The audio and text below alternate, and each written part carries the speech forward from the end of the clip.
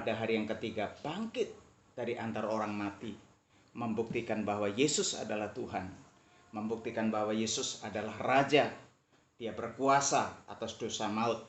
Dan pada waktu Tuhan Yesus terangkat naik ke surga, lalu Tuhan tidak membiarkan umatnya, orang percaya, menjadi yatim piatu.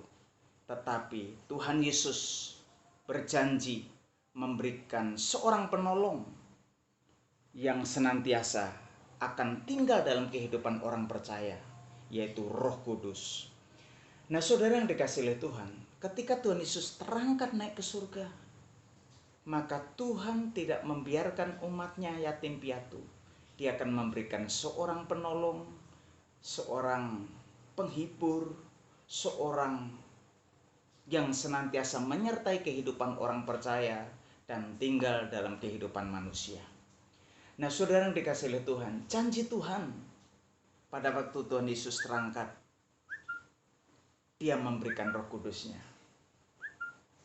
Kita sebagai orang percaya harus memiliki hubungan yang erat dengan Roh Kudus.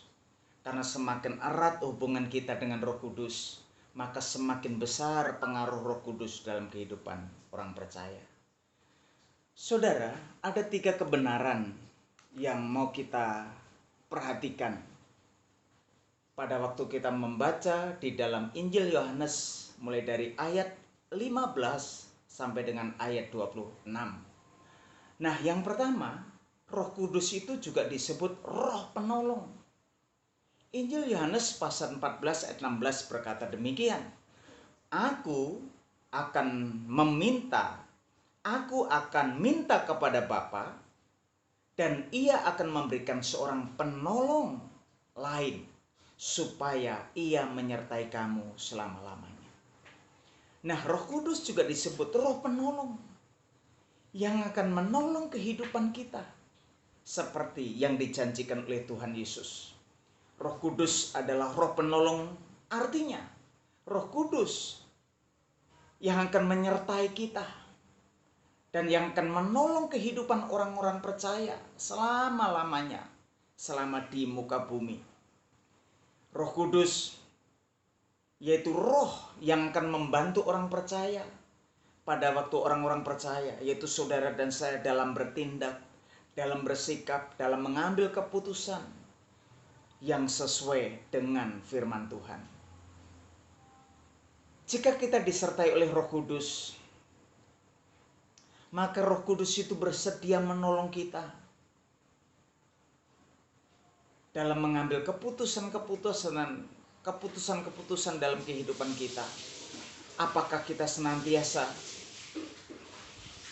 meminta pertimbangan Roh Kudus sebelum kita mengambil keputusan-keputusan dalam kehidupan kita? Atau saudara dan saya, setelah terkena masalah, terkena persoalan pergumulan, baru kita datang kepada Roh Kudus minta pertolongan. Nah, saudara yang dikasihi oleh Tuhan, Roh Kudus itu juga disebut Roh Kebenaran. Di dalam Yohanes 14 ayat 17, yaitu Roh Kebenaran. Dunia tidak menerima Dia. Sebab dunia tidak melihat Dia dan tidak mengenal Dia. Tetapi kamu mengenal Dia, sebab Ia menyertai kamu dan diam di dalam kamu. Saudara yang dikasihi oleh Tuhan, Roh Kudus juga disebut Roh Kebenaran. Roh Kudus adalah Roh Kebenaran. Artinya kita membutuhkan peranan Roh Kudus untuk dapat membukakan selubung yang menutupi mata hati kita, sehingga kita dapat menemukan kebenaran-kebenaran yang sejati di dalam firman Tuhan. Tanpa pertolongan daripada Roh Kudus, mustahil saudara dan saya mampu memahami kebenaran tentang Allah. Tanpa pertolongan daripada Roh Kudus, kita tidak mungkin memahami kebenaran-kebenaran tentang Allah itu. Lalu yang ketiga, Roh Kudus juga disebut Roh Penghibur. Injil Yohanes 14 ayat 2 berkata demikian, Tetapi penghibur yaitu Roh Kudus yang akan diutus oleh Bapa dalam namaku, dialah yang akan mengajarkan segala sesuatu kepadamu dan akan mengingatkan kamu akan semua yang telah kukatakan kepadamu. Nah, saudara yang dikasihi oleh Tuhan, Roh Kudus juga disebut roh penghibur. Tuhan mengetahui bahwa kehidupan orang percaya, yaitu saudara dan saya, tidak akan terlepas daripada pergumulan, daripada persoalan di dalam kehidupan kita. Itu sebabnya Tuhan mengirim roh penghibur untuk memberikan kekuatan dan menghibur kita saat kita lemah, saat kita tidak merasa tidak kuat lagi.